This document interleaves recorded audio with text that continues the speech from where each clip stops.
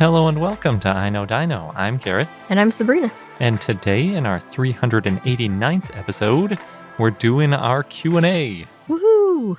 We had a lot of really excellent questions from both our Patreon and our Discord, and so we're going to go through them. We also have Dinosaur of the Day Proa and a fun fact. Like always. Yes, we always do. But before we get into all of that, we want to thank some of our patrons, and this week we'd like to thank Ben, Elvie, Burnsasaurus, Lawrence, Luke, Paul Acanthus, Joey, Miriam, Nicholas, and Shane Kylosaurus. Yeah, thank you so much for being part of our community. Of course, we could not keep this show going without the support of our patrons. Yes, and as you may remember, we're about to go on parental leave, so this is actually kind of the last episode we're recording in the set before taking off. Yes, that's why we're doing a special Q&A episode, but don't worry, we have pre-recorded enough episodes that there will be a new episode every week while we're off taking care of our new baby. Yeah. And then we'll be back, and I'm sure catching up on a lot of really great dinosaur news. Yes, and there is the caveat that we're going to come back after Jurassic World Dominion comes out to do an episode about that.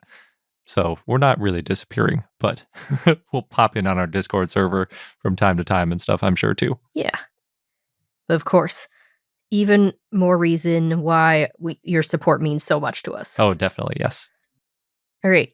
For our first question, we got, what dino of the day most surprised you or most interested you in researching for an episode? Good question. And I'll take this one because it's been a while since Garrett's done the dino of the day. It has been a while. We did a recent one on the dodo, which technically counts, right? Birds are dinosaurs. And that one was a lot of fun because it was so much more to it than I expected. I kind of thought there would be just maybe one or two papers and some, I don't know, more media type articles to read about.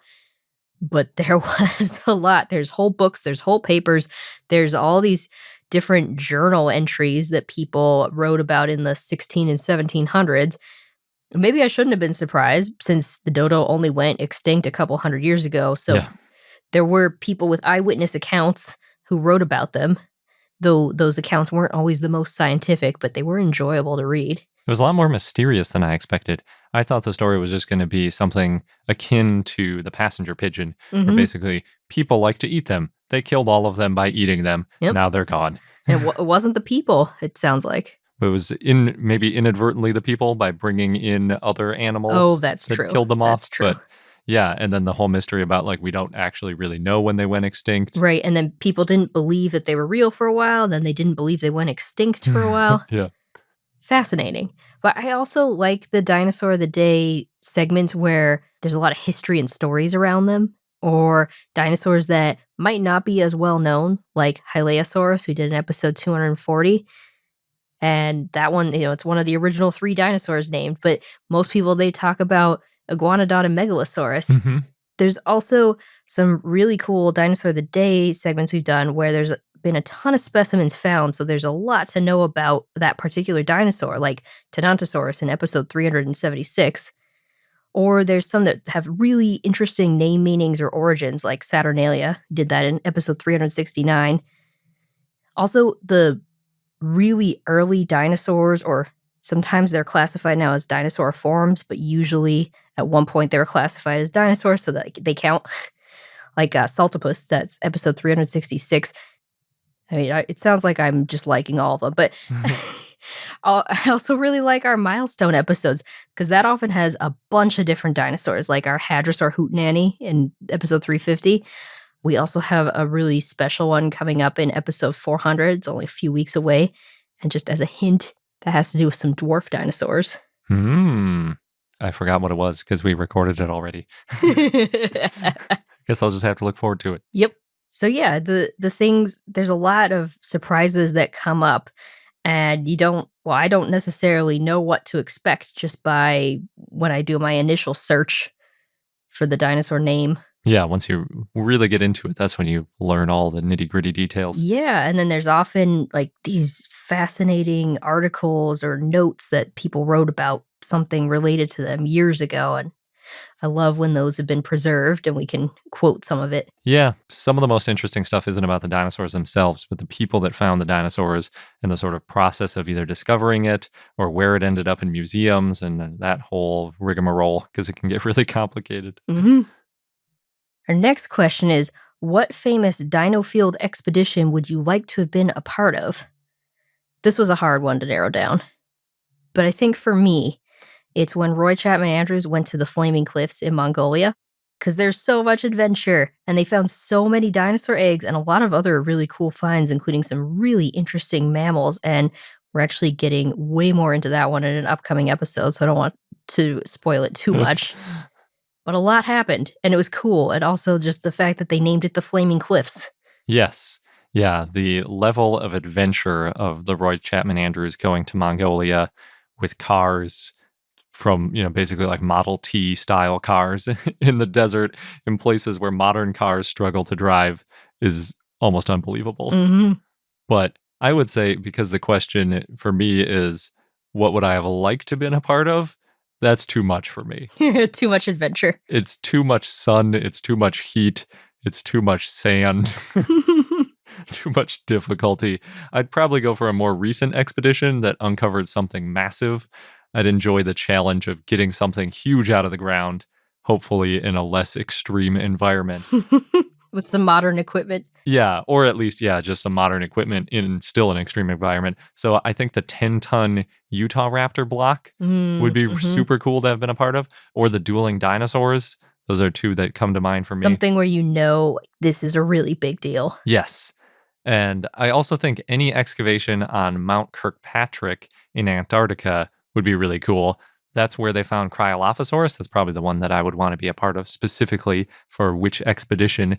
And it was found at 13,000 feet or 4 kilometers up on the side of a mountain in Antarctica.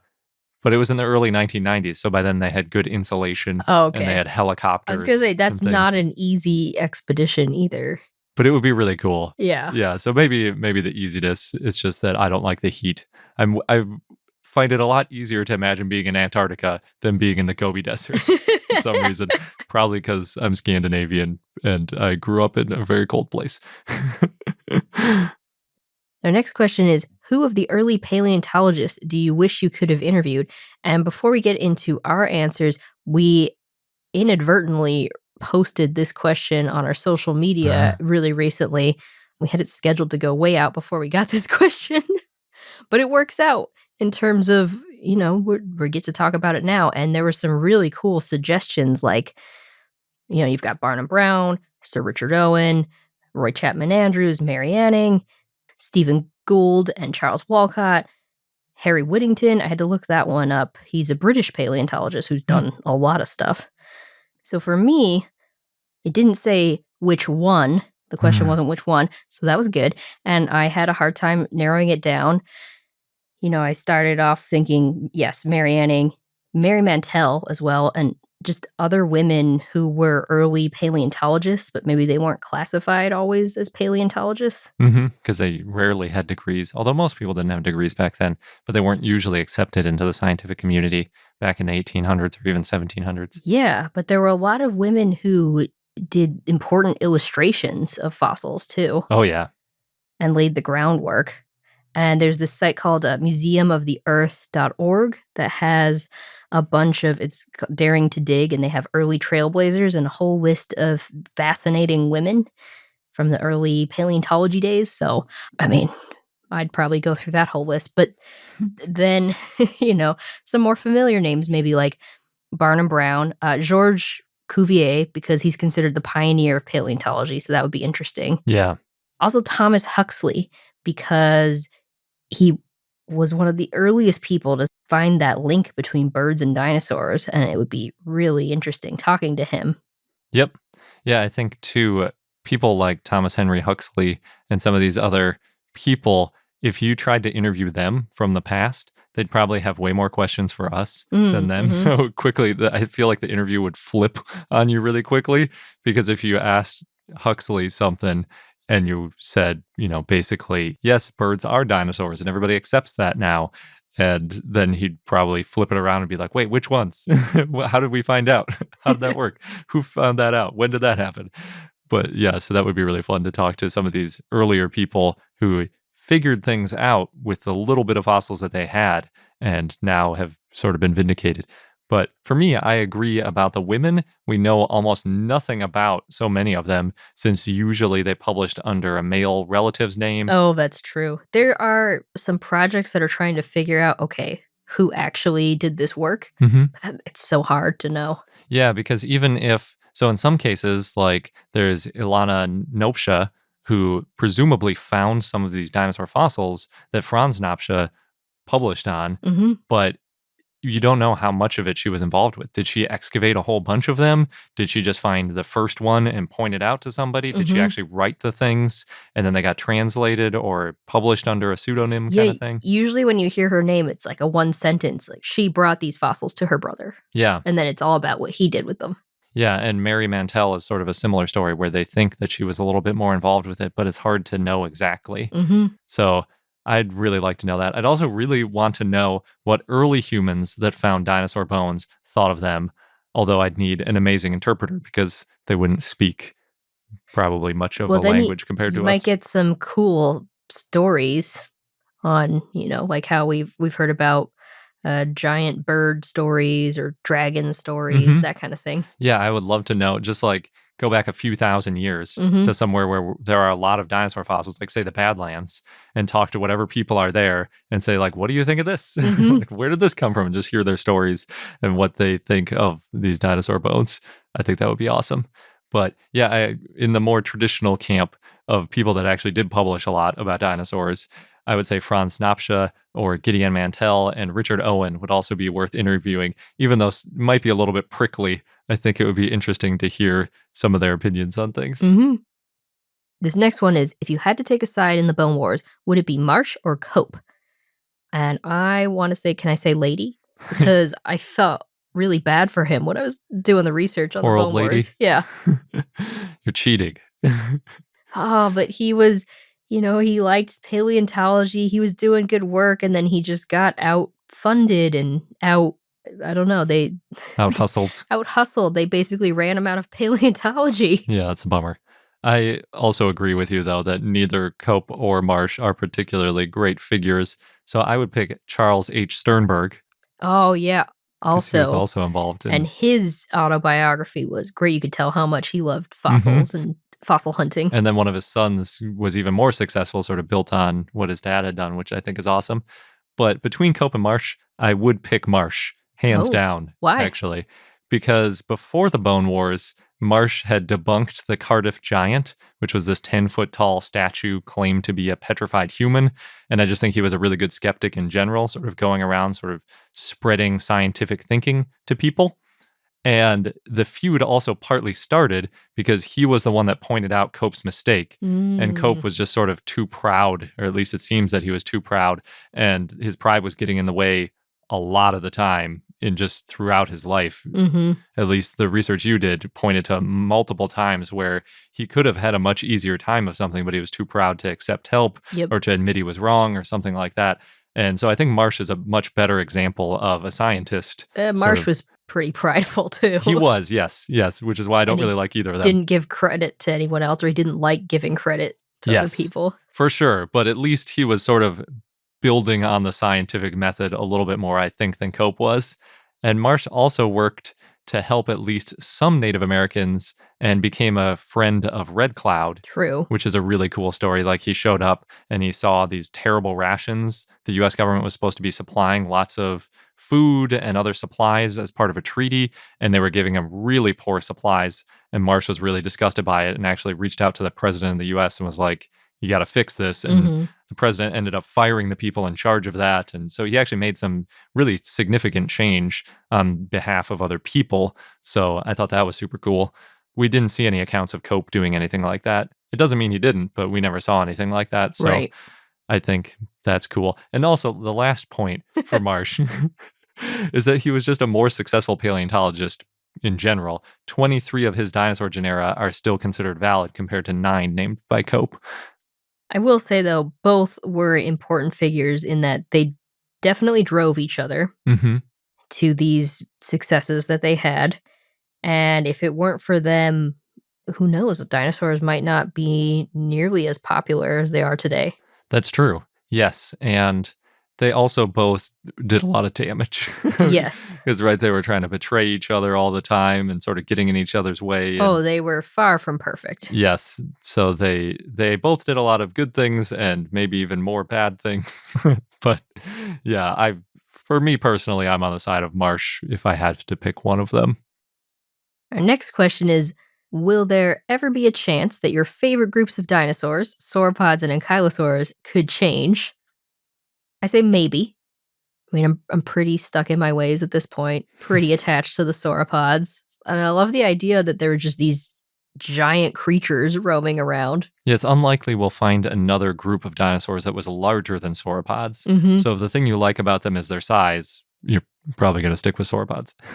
But I do think, and we've talked about this before, that therizinosaurs Hmm. are really awesome because they're so weird.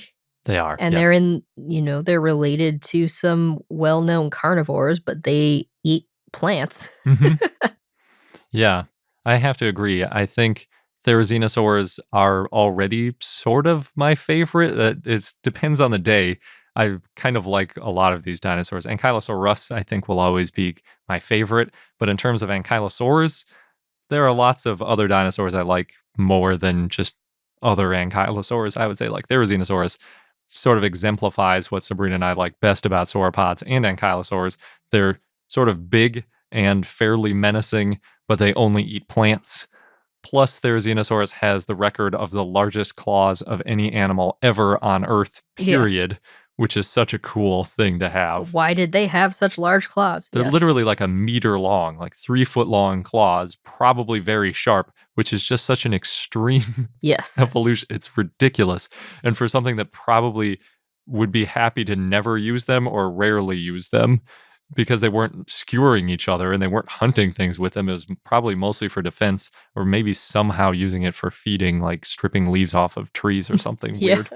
But I just think they're amazing. And I also love Dinochirus because it's the weirdest dinosaur ever with the story of how its arms, people assumed it was just like a truly massive Ferocious. Tyrannosaurus Yeah. type thing. Yeah, and it turned out just being this humpbacked plant-eating weirdo. And then I also really like Alvarezsaurids with their little chest claws and just, yeah, they're just also super funny. So, I guess the weirdest ones that we know the least about in terms of like, why were they the way they were? mhm. I guess we both started with something really big and Mhm. really like awesome when we were kids. And now we've switched over to like, well, what's the weirdest one now? Right. That's Well, the one I like. I do still like the sauropods. Yes. And I still love Ankylosaurus, but the weird ones are a close second. Our next question is, what are your favorite non-saurian extinct animals? Which is also hard to narrow down. But for me, I would say pterosaurs because, again, going with that weird theme, they were so weird. And there's so much we don't know. Yeah. Although, yes, I've only read a fraction of the papers about pterosaurs compared to dinosaurs. So personally, I don't know too much about them. And it sounds like we keep learning more and more. Like there's a big paper came out recently about the colors. And then, of course, we've got, they like things like Quetzalcoatlus with the giant heads. Hmm. Plus, they could fly, but they were so large. Yeah, the Ashdar kids with the description of them as being basically flying giraffes Mhm. with a really long, powerful beak is really crazy. And I Yes. can't even imagine what that would be like. I'll say I probably am also a little bit biased towards pterosaurs because Petrie, Land Before Time, Yeah, he was cute. he was, and he was part of the group. The gang. Yeah. That's true. So you sort of associated pterosaurs, like most people do. So Mhm. you associate pterosaurs with dinosaurs from a young age. Yeah. For me, I would probably say Adasaurs and Glyptodonts because they're basically like ankylosaurs from other times. They're huge animals with armor, basically, and sometimes spiky tails or just spikes sticking out of them. And I like that. But I also love tons of other animals. Too many to list, but I'm going to list some. So in the sea creature wise, elasmosaurs I think are super cool, or plesiosaurs, just the Mhm. ones with the really long, skinny necks. They also have 4 flippers that they probably used in a really interesting sort of dance-like movement to go through the water. We don't think they flipped them like regular flippers, like Mhm. like oars going through the water. It was probably more of like a, I don't know, egg beater style movement kind of thing. It was really interesting. I also think Megalodon would be so cool to see because it's the biggest shark ever. And I also find sharks fascinating. Also, early whales like Ambulocetus, the mammals that went back into the ocean. Oh, yeah. Such a crazy thing to do because there was plenty of stuff already in the ocean. The fact Right. that this weird wolf type animal decided or Yep. slowly It's evolved time to go back in. back. Yeah, so strange. Would be super cool to see. Also, giant insects usually creep me out, but I love Meganura, the giant dragonfly. I would Can love to see that you thing. imagine that buzzing by your ear? I would love to know what it sounded like. Mhm. Did it sound like a bird flapping its wings, or since it had those 4 wings, did it just sound like a crazy, like a drone, basically? I don't know. It'd be really interesting. And there's tons of interesting recent stuff too, like mammoths, saber-toothed cats, moas, terror birds. Mhm. There's like basically an endless list of extinct animals that are my favorites.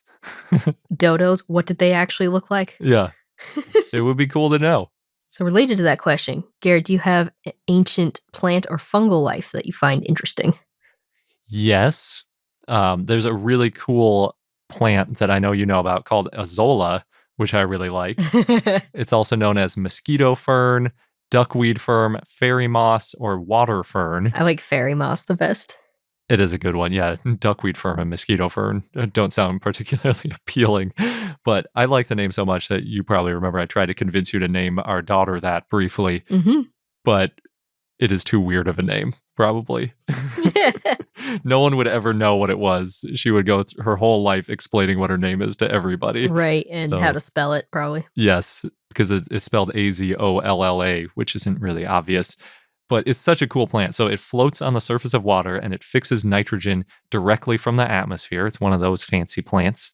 Technically, it fixes nitrogen with the help of bacteria in a symbiosis, which is always the case for plants that quote unquote fix nitrogen. It's really a bacteria that does it with the help of the plant, and they sort of live with each other.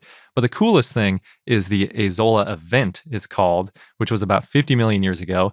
And it was a quote unquote event because the Azolla grew to cover rivers leading to the Arctic Ocean and possibly covered most of the Arctic Ocean itself. That'd be so crazy to see. Yeah, even though Azolla is a freshwater plant, it might have either been sort of collecting condensation in it, or there might have been some sort of inversion type situation with a little bit of freshwater sitting on top of the saltwater since it's less dense. But in any case, the Azolla can double in size in just under 2 days, similar to duckweed if you've ever had an aquarium or you've seen it on a lake. It's these little tiny, tiny lily pad looking things that can spread like crazy. It's an invasive plant in a lot of places. But in the case of the Azolla event, it lasted about 800,000 years, they think. Huge amounts of Azolla collected at the bottom of the Arctic Ocean, just like happened with, say, when coal formed, where it was a bunch of trees falling down and there weren't plants and animals eating those trees yet. And then eventually they got compressed down into coal. Mhm. Similar ish kind of thing happened in the Arctic. And the hypothesis is that over those 800,000 years, so much of it grew and sank and collected at the bottom of the ocean that it actually was a massive carbon sink that helped cool the earth by sucking so much carbon dioxide out of the atmosphere. So I like that it shows how earth can recover from global warming on its own in a fancy way. Although I should say 800,000 years is a very long time to wait. So humans can't really use this to solve our problems. Right, but Earth and nature in general will be fine. Yes, exactly. I think it's a cool story, basically, that this little tiny plant that looks like nothing just achieved this amazing stuff. And it's also just a fun, cool word, too. Yeah, So look up Azolla if you've never seen it, which you probably haven't, because I hadn't till recently. or fairy moss. Yeah. Next, we have I feel like this has been mentioned before, but did you have a favorite dinosaur toy growing up? I had to think about this for a while because I kind of forgot what dinosaur toys I had. But I had this, it was either a brontosaurus or a potosaurus stuffed animal that I liked to think was Littlefoot. I don't think it actually was. I think it was just a generic stuffed animal sauropod. It's kind of purplish. Ah, well, Littlefoot was kind of purplish in some of the drawings because his color kind of changed depending on the paint for that frame. That's true, but then I was looking up, I guess, more recent Littlefoot stuffed animals who looks just a lot more like the character. Yeah, that makes sense. That's what makes me think this one was more generic. Might have been inspired by Littlefoot. Could be, yeah. But it was small and I could cuddle with it. I liked it. That sounds like a good one. Yeah. I had a T-Rex grabber toy that I got at the Milwaukee County Zoo when I was a kid. And the Milwaukee County Zoo had this thing. I think they had it a few years. Maybe they still do it sometimes, where they bring in the dinosaur animatronics. And so I went one summer and I found this little grabber toy and I really liked it. And I ended up with it somehow. I don't know if I saved up my pennies or my parents just bought it for me, but it was really cool. I picked up all sorts of stuff with it. I was always chomping with it. But my biggest favorite was a winter hat shaped like a stegosaurus that I had. It was red with blue spikes and it had big ear flaps that made it really comfortable in the snow. And I loved that hat. That was my all-time favorite. It wasn't really a toy per se. The grabber thing was a better toy, but I liked that stegosaurus hat better than almost anything. And I've got a really long answer coming up. So before I get into that, I want to take a quick sponsor break. This next one turned into a fun mini conversation on our Discord, so I'm just going to read the question part of it for now. Assuming the most average non-spherical, non-vacuum human would suddenly blink and find themselves in a non-tumultuous area of the early Triassic, mid-Jurassic, or end-Cretaceous, how much time would you give them for a 50% chance at survival in each period? Yeah, I like the average non-spherical, non-vacuum. I think that's a nod to like engineering questions where you make these crazy assumptions, which are always things that don't ever exist. But anyway, so yeah, it sparked a really good discussion on our Discord. I didn't realize the non-tumultuous part of it because I have some tumultuousness in my answers. I guess it depends on how tumultuous you consider, because the entire time period was basically tumultuous. But my assumptions are that we'd show up wearing clothes. It's kind of important because as humans, our hairless primate bodies don't do so well without clothes. And it would help us survive, especially through the night, because we don't do well. Basically, below 40 degrees Fahrenheit, you get hypothermia. There really isn't much you can do about it if you don't have shelter or clothes, which is 4 degrees Celsius, by the way. And it's much worse if we're wet. And a lot of places in the Mesozoic were wet, so that could be trouble. I'm also assuming we're getting teleported relative to the continent we're on, because the continent's obviously shifted all over the place.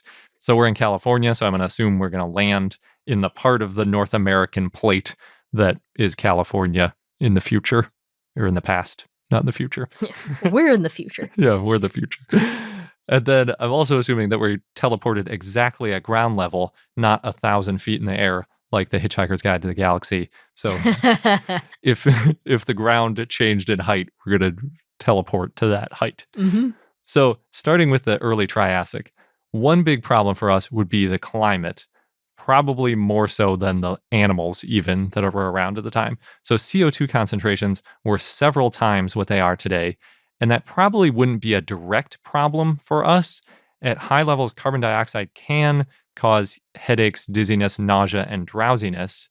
And that has occurred with people exposed to 5,000 parts per million of carbon dioxide over the course of several hours. And the early Triassic was only about half that, but several hours of 5,000 ppm versus an indefinite period of time at, say, 2,500, I'm not sure. It could become a big problem for us, all that carbon dioxide, breathing it nonstop every day. There's no escaping it. So we might get really sleepy or have some problems with our brains. So yeah, that's not great. Yep, never great to have a problem with the brain. No. A bigger problem, potentially, though, with the CO2 is that it created massive global warming. So the sea surface temperature in the tropics in the early Cretaceous was about 40 degrees Celsius or 104 degrees Fahrenheit. That's the water temperature. Ooh. That's higher than a typical hot tub. That's actually the maximum setting on a lot of hot tubs, but most people find it too hot. Typically, it's like 2 to 4 degrees Fahrenheit or 1 to 2 degrees Celsius cooler than that people set their hot tubs to. So imagine the hottest hot tub you've ever been in, but basically all of the tropics are that temperature in the water. Talking about time travel and hot tubs just reminds me of Hot Tub Time Machine. That's true, yeah. That's also about 5 degrees or 9 degrees Fahrenheit hotter than the hottest sea surface temperatures that we've seen, at least since we started collecting data. Additionally, the continents were clustered around the tropics more so than they are today. And given the lack of ice caps, if you're near a coast like we are, there's a decent chance you'd show up miles and miles from shore in that intense hot tub. So there's a really good odds that you wouldn't be able to swim back to shore before dying of heat exhaustion. And that's without even worrying about the sea creatures that are in there. So that would be a huge problem. Then there was also an incredibly large desert across much of Pangaea. So a lot of people live in cities that are in those places now. So if you showed up there, it would be like trying to survive in an inhospitable desert today. It's trouble. With a capital T. So assuming that you didn't show up in the desert or an extremely hot ocean, the early Triassic atmosphere, in addition to being a very high level of carbon dioxide, was a very low amount of oxygen. So it was only about 10 to 12% oxygen compared to 21% today. It's roughly equivalent to being at 3 to 4 miles or 5 to 6 kilometers of elevation on a mountain. That's a big change. It's very high, so you'd probably get some sort of altitude sickness right away. And running isn't going to be an option because that reduced oxygen level. Just moving around to build a fire and collect water would probably be very difficult. And if you can't collect water in those temperatures, you're not going to last very long. So I'm guessing, because the question was 50% survival, that about half of us would make it for about a day before the lack of oxygen, lack of water, or too much hot water finally did us in. Oh, that's not long. No. And that doesn't, I don't think the animals necessarily would be a huge problem given all those other factors. Right. You might want to get eaten by an animal then to save yourself from the other problems. Could be. The Jurassic was definitely much more hospitable weather-wise. Oxygen levels were higher, carbon dioxide levels were much lower, and there was less of the whole massive desert and crazy hot sea surface issue that you had in the early Triassic. However, the animals would have been a much bigger problem by the time you get to the Jurassic.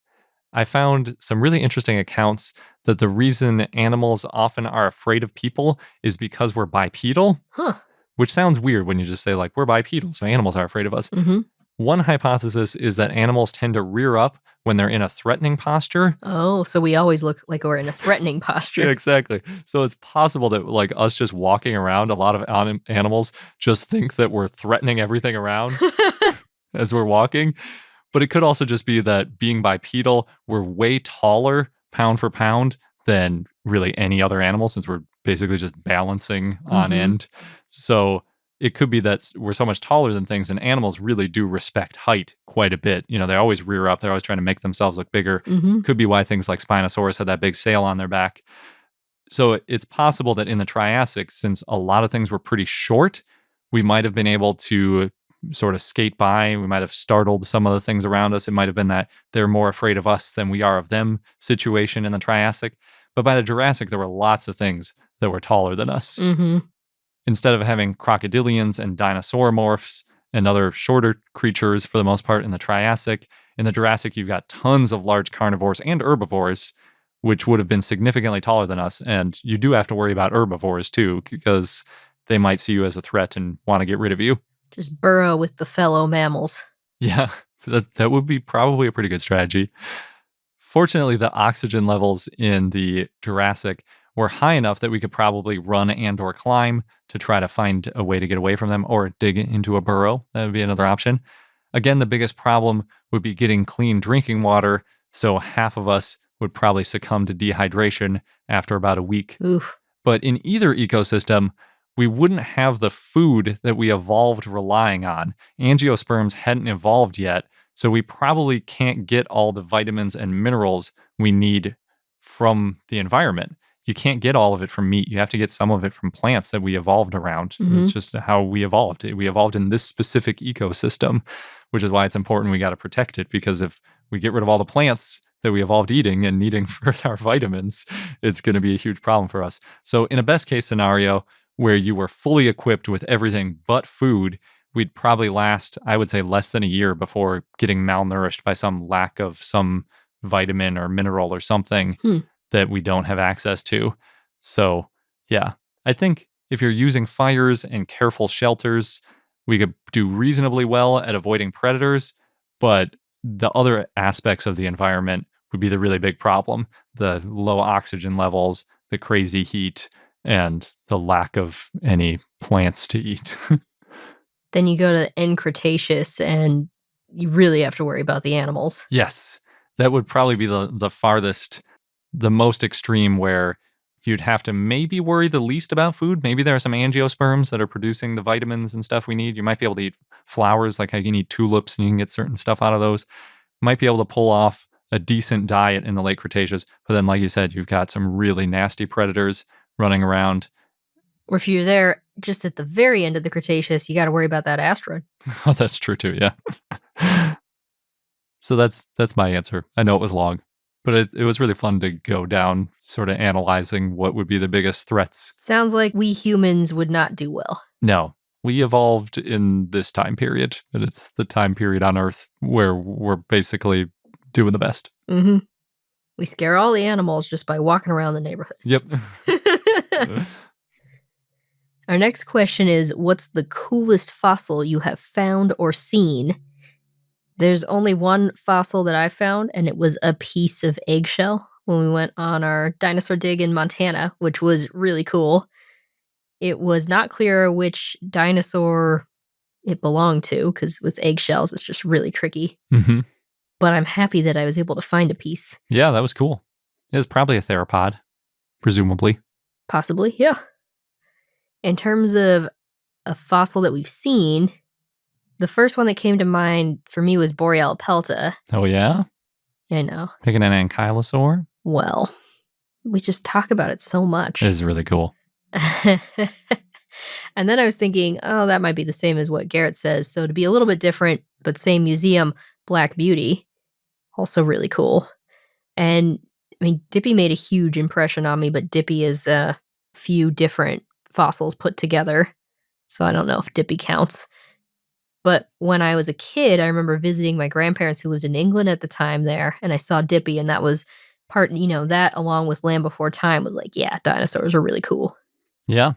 Well, and the Dippy that's in England is also a replica, so you got to be... Yes. The coolest original is probably Borealopelta, but the coolest reconstruction maybe is Dippy. So for me, Borealopelta and Black Beauty, the T-Rex at the Royal Tyrrell, are definitely two of my favorites. My desktop background is Black Beauty because it stretches across monitors. Maybe really that's well. what I was thinking. We talk about Borealopelta a lot, and then I see your Black Beauty desktop all the time. So those two are at the forefront of my mind. Yeah, and they're both at the same museum. Yeah. Very cool. My second favorite after Borealopelta, though, is probably Zool at the Royal Ontario Museum. That one is amazing. Another ankylosaur. It's just so cool. So we're going back to ankylosaurids for you in terms of favorites, because we didn't mention we did see a giant Therizinosaurus claw at the Fukui Museum in Japan. But yeah, those are cool. We don't have that complete. The completeness helps when you're looking at a display of something, and when you know that it's just based on a couple bones that we found, it's a little bit less cool. But we do have some pretty complete Therizinosaurs, which are really neat, but I haven't personally seen those. Our next question is, what makes Velociraptor and other feathered dinosaurs dinosaurs and not birds? Which is a good question. Sent me down a bit of an Erictodromaeus burrow here. We will actually talk about this a bit more in an upcoming episode in just a few weeks. More about what makes a dinosaur. So then I was kind of having to flip it. What makes a bird versus what makes a dinosaur a dinosaur? Birds and dinosaurs, they have a lot of things in common. They lay eggs, they use visual signals, they have wishbones. It's really hard to know exactly which bird was the first bird. We're going to just need more fossils, just like everything else. Hashtag need more fossils. But birds do tend to be smaller than their ancestors. Modern birds also have toothless beaks, and there's just a lot of beak diversity. You think about flamingos versus sparrows versus, ostriches. Mm-hmm. Birds retain some juvenile characteristics of their ancestors. And that means that they had a more juvenile like skull shape as adults. So their faces got smaller, but their eyes, their brains, and their beaks got larger compared to their ancestors. It seems like it's really hard to draw a line. Yes. Birds, they evolved a lot of features over time: feathers, wings, things like that. Once they had these key features in place, though, they evolved really quickly. Now, just bringing up Velociraptor, since that was in the question, that was our dinosaur of the day in episode 83. It's a dromaeosaurid. It's closely related to birds. The current thought is that coelurosaurs are the closest relatives, and that includes dromaeosaurs, maniraptorans, compsognathids, tyrannosaurs, ornithomimosaurs. And we're thinking that birds are maniraptorans that originated in the Mesozoic. And birds, just as a general thing, they evolved around 150 million years ago, and modern birds evolved in the Cretaceous. Yeah, I would say the most obvious thing to look for in modern times between a bird and a not a bird is the feathers, because we don't have anything else with feathers running around. Mm-hmm. But back then, feathers were not a very good signal because lots of dinosaurs had feathers, birds had feathers, pterosaurs might have had feathers. Yep. So there are probably a lot of feathered things. So the thing to look for then would probably be more like the wings. You'd be looking at, do they have wings that can create either sustained flight or something more like flight? Their legs are probably a little bit shorter, and it would probably be more related to that musculature for the wings and the size of the wings that would be the key indicator for a bird rather than the feathers. Yeah. So Velociraptor had fairly small arms and way too much leg and too heavy of a body relative to the size of its arms to be anything too bird-like. I think you also go back to the skull shape, what that looked like, and did these adult birds look a little more like juveniles? Yeah, I think that might be a little bit of a hindsight bias, though, because whether or not something like an antiornithine or something that has teeth and doesn't necessarily look like a bird from today, but it could fly and it had the same chest muscles and all that kind of stuff. I think it does depend, though. Some people include in birds all of the stuff that spent a lot of time flying and had a few adaptations. Other people only want to include the ones that are the closest relatives to modern birds. So it kind of depends on where you want to draw the line, and it is far from settled. Yes, yes. We know that Velociraptor is definitely on the not bird side, but we don't know how close they were to it. Yeah, and they were still closely related. Yes. So good question. Our next question is, which fossil most seems to be missing from the record, but you hope or expect to be found? Maybe a feathered T-Rex, or do you expect to be surprised, like with the pterodactyl recently announced from the Isle of Skye? So for feathers, I think there are a lot of missing fossils. We mostly have evidence for small feathered dinosaurs. I think the largest feathered dinosaur we have is Eutyrannus, which name literally means feathered tyrannosaur. Mm-hmm. It's a cool name. Personally, I would love to see a large predatory dinosaur covered in interesting feathers. I'd also be thrilled with a Therizinosaurus or a Dinochirus covered in feathers too. We think they had feathers based on close relatives, but we haven't actually found feathered ones. For T-Rex, I'm not quite so sure because they were quite a bit bigger and they were in an ecosystem where you might not expect to see many feathers. It's possible that they had them when they were young and then they lost them as they got bigger, or maybe they just had some for display. Who knows? Everybody always wants to see more of T-Rex. So there's definitely plenty of missing bits of T-Rex. Mm-hmm. Also, just the arms. We have very few arm fossils of T-Rex. It would be nice to get more of those so we could get a little more detail on that. And especially seeing other tyrannosaurs on the way to Tyrannosaurus and how their arms shrank. Also with Alvarezsaurids, their arms shrinking, and a lot of these dinosaurs where their arms shrank, it would be really cool to see more of that transition. But I would say with feathers, given that early pterosaurs have been found with feathers, the simple answer is that feathers evolved even before true dinosaurs evolved. So they'll probably end up popping up all over the dinosaur family tree eventually because they likely all had the DNA that coded for it. It's just a gene expression sort of issue.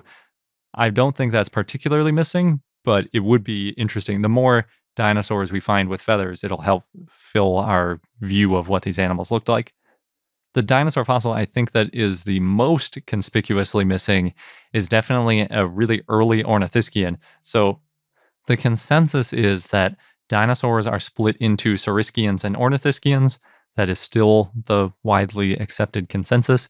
We have saurischians dating back to 230 to 240 million years ago, but the oldest ornithischian we have is only about 200 million years ago. Oh, that's a big gap.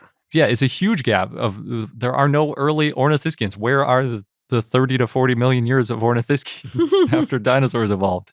So either we haven't found them, or they evolved from basal dinosaurs at that point, and there's just a weird ghost lineage of other stuff that led to ornithischians, or we have the dinosaur family tree totally wrong.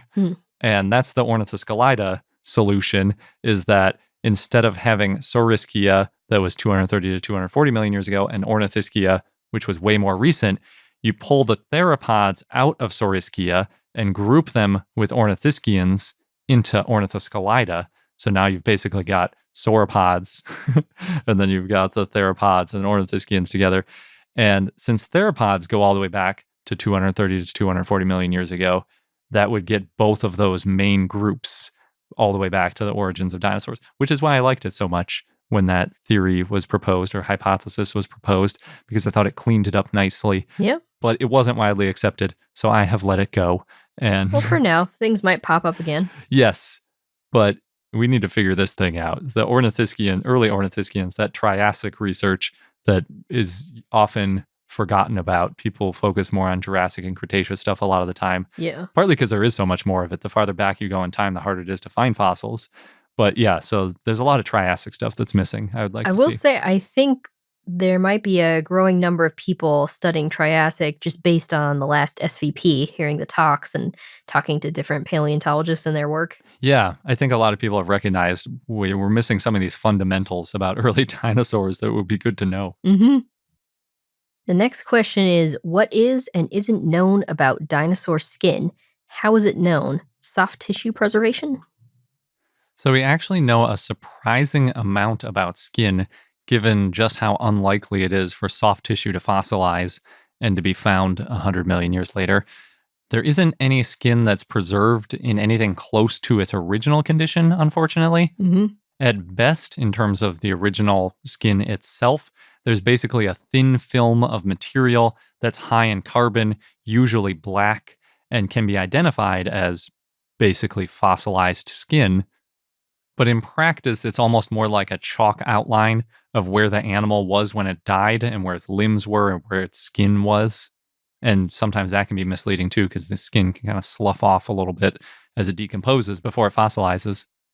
We can get a little information from the skin in those cases, especially for dinosaurs with wing membranes, because it can show the outline of where the wing was. Sometimes it also gives an outline of where skin was on limbs or the torso too, so you can get a better idea of, how the meat was on the bones, because we just didn't know for a long time how much skin, how far away the skin was from the bone. They could have a lot of fat and muscle, or they could be really skinny. It's hard to tell when you're just looking at bones. The skin can really help with that. And we can also do some chemical analysis, for example, showing that they had the same type of keratin we'd expect to see in reptile skin, not mammal hair. So there is some cool stuff you can do with the actual fossilized skin. But from that preserved skin, we can't see the color or how thick the skin was. We also usually can't see scale patterns or usually if it had feathers. And it's also often limited to very small pieces. For example, say a postcard size piece of fossilized skin. So you don't get a very good idea about the whole animal and its outline in general. Better than nothing. It definitely is, yeah. And if you find enough of them, you can piece something together. I personally think that skin impressions are more exciting most of the time.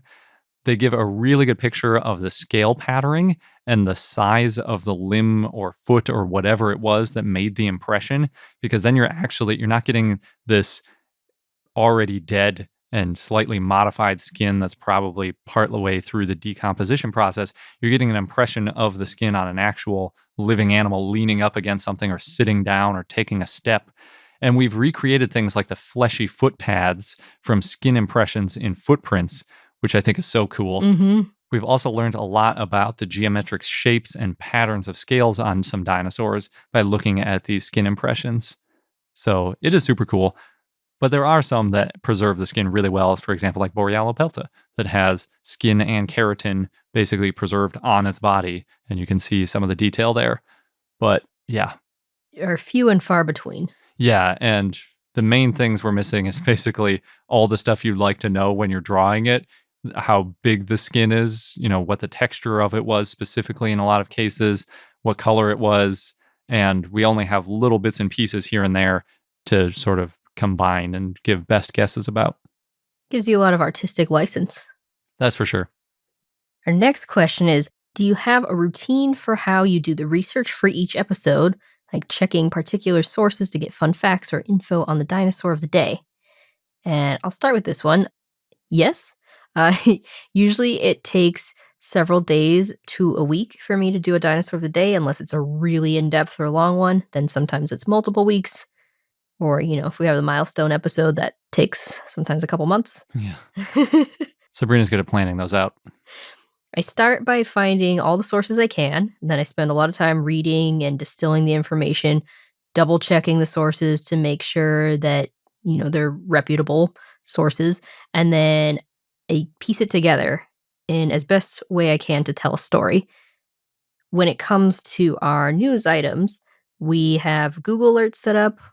People sometimes also share articles with us. Thank you. It's a lot of the people who have sent these questions. Mm-hmm. And we also recently started getting more of a heads up from journals when there's some big news items or big articles coming out, which is like, yay, we're growing. Yeah. Yeah, that's nice because then sometimes we get the embargoed papers and we can prepare an episode that'll come out right when the news story drops, which or at is least really fun. very close to when it comes out. Yeah, rather than just being perpetually a week or two behind. Yes. There's also the dinosaur mailing list is a great resource. And we do a fair amount of research for our interviews as well, in terms of, who we're talking to and what work that they've done and what papers have they published or the books that are coming out, because we want to be able to ask questions that dive a little bit deeper than just, the basics. Yeah. Yeah, especially in the early days, we would ask lots of questions that weren't in paleontologist wheelhouse, and they would say, you should talk to this person, or I'm not sure about that. It really helps if you're familiar with what specifically they've studied. So for my pieces of it, I usually start with the news, which we get from, like you said, all sorts of different sources. But lately, I've just been diving into the peer-reviewed articles without reading interpretations first, so it doesn't color my view of the research. And then I'll read other people's reactions if they're available, especially if the paper seems like it's making bold claims, so I can see sort of what the paleontological reaction is to it within the community. Been a few of those already this year. Yes. Then for me, if one of those news stories leads me down a deep rabbit hole, because I'm always trying to figure out the best way to explain the different stories, then I'll use that sort of background research I'm doing to figure out some detail of a news story, and I'll use that as a fun fact, because if I find it really interesting, I assume someone else might find it interesting too, and then I can do it that way. Otherwise, if there aren't any news stories that lead me down some new crazy rabbit hole, I have a list of things that I'd like to figure out the answer to. Actually, the really long answer I gave about how long you'd survive in the Mesozoic is the kind of thing that might end up as a fun fact, because it'd be like, oh, that's an interesting thought. I could dive into that and have it as a fun fact and say, my fun fact in that case would be like, you'd only survive a day in the Mesozoic, or you probably wouldn't even, but it's not because of the animals, it's because of the environment. Yeah. Etc. You also like to tie in the fun facts to our episode if we can get enough news items that make a theme, or the topics we discuss in our interviews, if there's a way to make sure they all fit together. Yeah, we do sometimes try to tie everything together. The next question is there a specific specimen you want to visit and see someday? For me, I was thinking Leonardo, that's that mummy Brachylophosaurus at the Children's Museum of Indianapolis.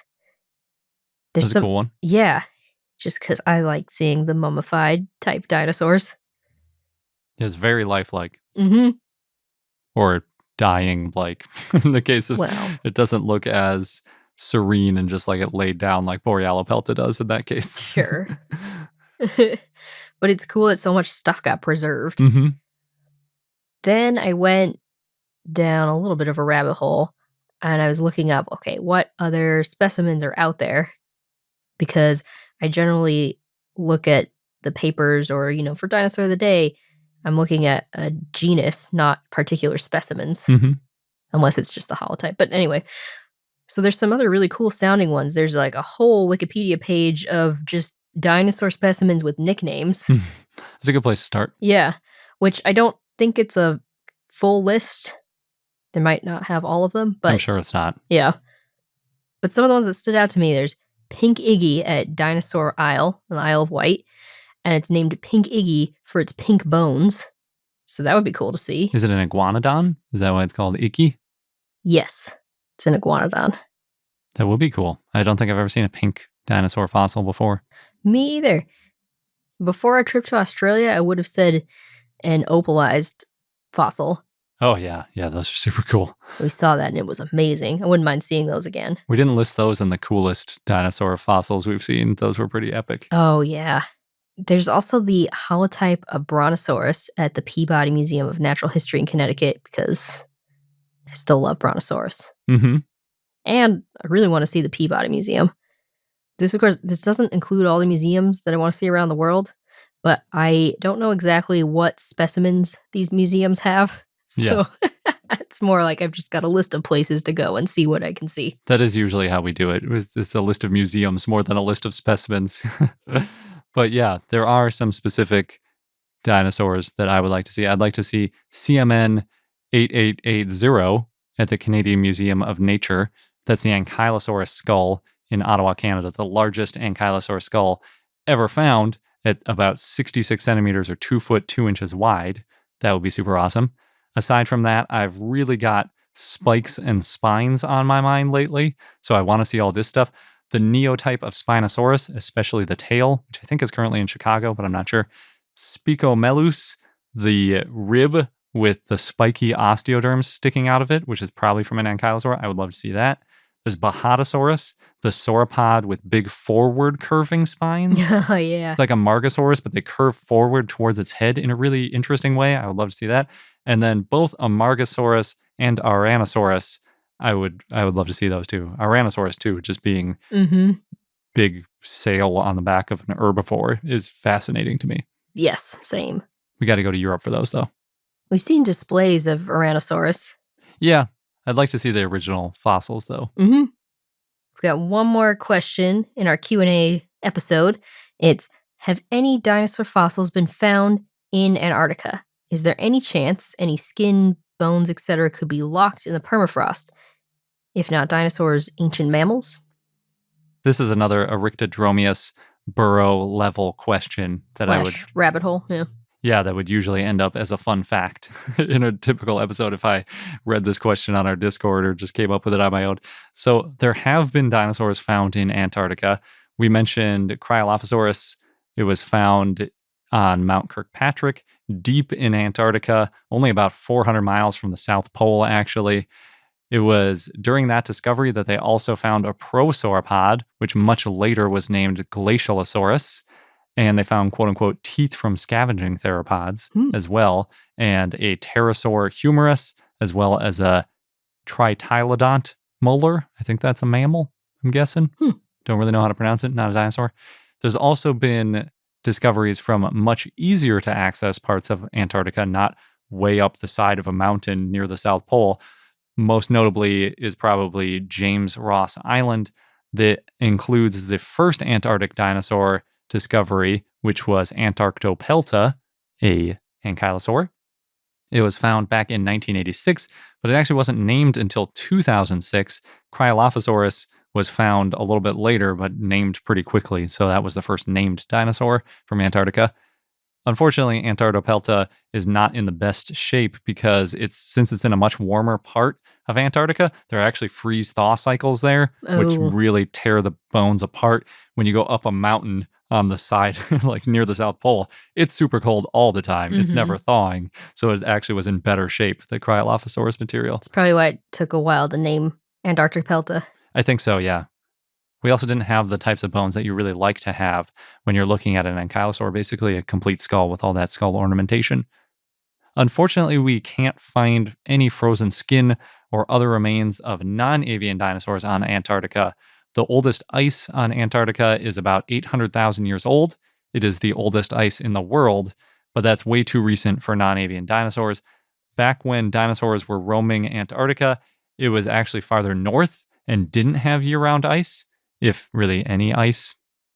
It's possible that there could have been frozen mammals or birds stuck in that ice, though. So we might be able to find, some mammal from 600,000 years ago or something if it was in Antarctica at the time.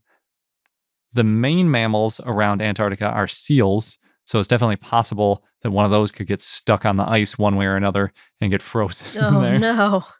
But I think birds are probably a lot more likely because there's lots of birds. There's penguins, there's skuas, there's lots of birds that are, I think, Arctic terns, other stuff around Antarctica. And sometimes they get blown off course and end up pretty deep. People that are in research stations fairly close to the South Pole sometimes see birds and they're like, uh-oh, I don't know if this bird's going to make it back. Mhm. So there's a decent chance that one of those would fall out of the sky or lay down and then get buried in snow, and then that gets compressed into ice. And so there might be some stuck there. Actually, I would almost guarantee there is one stuck somewhere. Whether or not we'll find it is a different question. It would be amazing, though, if there was like a moa-type bird frozen in ice somewhere. Oh, yeah. But Antarctica hasn't been particularly hospitable for the last 800,000 years, so there's a decent chance that the only kind of stuff we'll find in the ice frozen there is really similar to the kind of stuff that's already there today. But it could still be interesting. We could find an ancestor to, say, an emperor penguin or something frozen in there that's hundreds of thousands of years old. That'd be cool. Yeah. I think that's the best we can hope for, though. Definitely, there's a surprising amount of paleontology that happens in Antarctica and a decent number of dinosaurs that have been found there, though. So it's pretty cool. And now we're going to take one more quick sponsor break and then on to our dinosaur of the day. And now onto our dinosaur of the day, Proa, which was a request from Crow via our Patreon and Discord. So thanks. Proa was a basal iguanodon that lived in the early Cretaceous in what is now Teruel province, Spain, in the Escucha Formation. It looks like other iguanodons. It had the long tail, the bulky body, it could walk on all fours. It also had a relatively large head, and it was pretty stocky. It's estimated to be 23 to 26 feet, or 7 to 8 meters long. The type and only species is Proa valderinoensis. It was described in 2012 by Andrew McDonald and others, and the genus name Proa means prow and refers to the pointed shape of the predentary bone, the lower jaw, that looks like the bow on a boat. The prow of a boat? Yeah. So it's sort of, that reminds me of like a trireme or one of those boats that has that bulging bottom, like sort of underneath the water or just above the water, or just a very prominent chin, I suppose. The species name valderinoensis refers to Valdearino, the traditional name for the coal mines near where the fossils were found. At least 6 individuals have been found, including a partial skeleton and nearly complete skull. There are 5 specimens that were described in the paper about it. More than 340 bones were found. Originally, Proa was reported in 2005 as fragmentary remains from an indeterminate basal iguanodon. It's a sister taxon to Batyrosaurus. The unique features of Proa include that predentary coming to a point at the rostral margin, the tip in the lower jaw there. And it helps fill a gap in the fossil record of basal European iguanodons. 3 brain cases have also been found. 2 of them are well preserved. Those brain cases have been CT scanned, and it was found that the encephalization quotient, the EQ, was about 3.6, which is pretty high. It's an estimate for basically how smart it was in a way. Basically the size of the brain compared to the size of the animal. Yeah, and that helps show that there was a higher EQ for a short time in some ornithopods. It wasn't just in theropods. So it's been hypothesized that this higher EQ may have led to them living in groups and caring for their young. Oh, interesting. Yeah. Proa lived in a swampy environment with conifers, ferns, and flower plants. More than 11,000 fossils have been found in the area where Proa was found since 2010. Wow. Yeah. There's also been fossils found in amber in that area, often of insects, but also mammal hair and a fragment of a dinosaur feather. And Recently, it's been found some blood-sucking mosquitoes and dinosaur fossils together, which means mosquitoes may have bit the dinosaurs. Oh man, that is very Jurassic Parky. It was just, it doesn't mean we can do Jurassic Park stuff here, but Yeah, the DNA won't have survived, but that's still cool. yeah. Other dinosaurs that lived around the same time and place as Proa include the nodosaurid Europelta, allosauroids, iguanodontids, and titanosauriforms. And other animals include fish, turtles, crocodiles, mammals, and insects. For a fun fact, I know normally Garrett does the fun facts, but I couldn't help myself on this one. The word mark, M-A-R-K, is an important term in ichnology. There was a paper recently called Tooth Marks, Gnaw Marks, Claw Marks, Bite Marks, Scratch Marks, etc. Terminology in Ichnology by John Paul Zonneveld and others. And it was published in ICHNOS, an international journal for plant and animal traces, so it's all very fitting. Mm-hmm. I've read ICHNOS before. So this paper, it's about linguistics. And something Garrett and I have noticed lately is that we can often connect dinosaurs with pretty much any topic. Yes. So here we go. Dinosaurs in linguistics. The paper, one of the lines said, quote, "Ichnology is a descriptive science, and thus the definitions of words we use to describe and interpret trace fossils must be exact in their definitions and consistent between users." In other words, it's really important to use words consistently and clearly, and how a term was used historically also matters, especially in cross disciplines.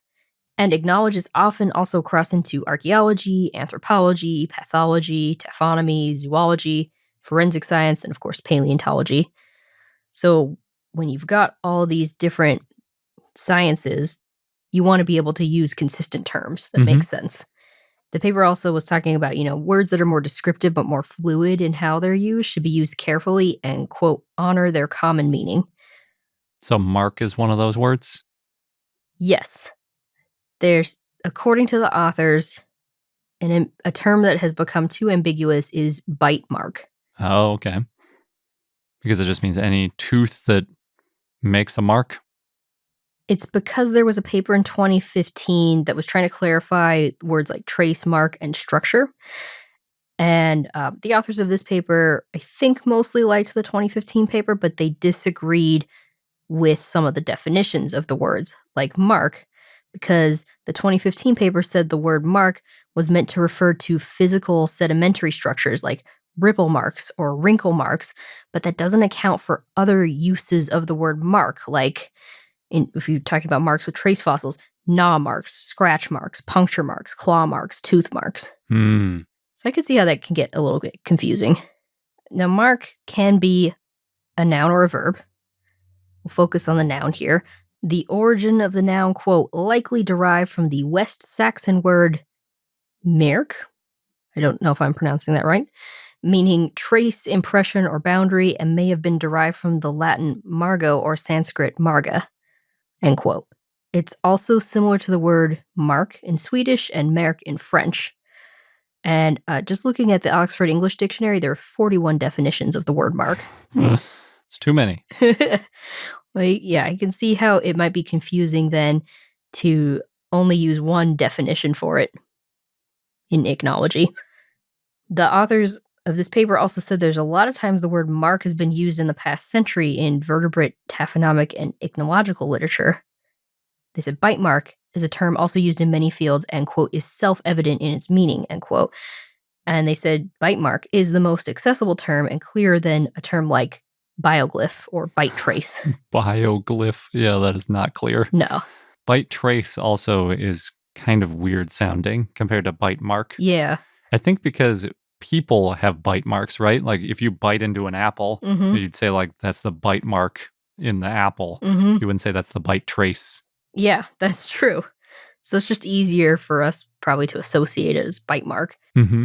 They also mentioned not using the term dentolite, which has been included in some papers in 2018 and 2021 to replace the terms bite marks and bite traces, because that's a pretty obscure word and it makes it a little bit exclusionary if you're not an ichnologist.